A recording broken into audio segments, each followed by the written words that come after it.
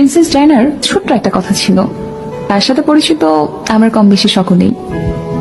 সে বলেছিলেন, আমি যাকে ভালোবেসেছিলাম সে ছাড়া গোটা বিশ্ব আমায় ভালোবেসেছিল।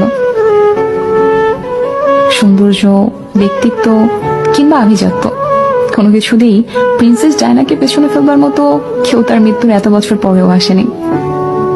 অথচ তার স্বামীও তাকে ঘরে রেখে আসক্ত হয়েছিল পরনারীতে, যা শেষটা হয়েছিল তাদের বিবাহ বিচ্ছেদ দিয়ে।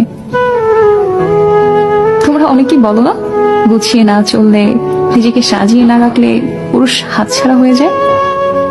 আসলে এটা পুরোপুরি মিথ্যে, বুঝলে?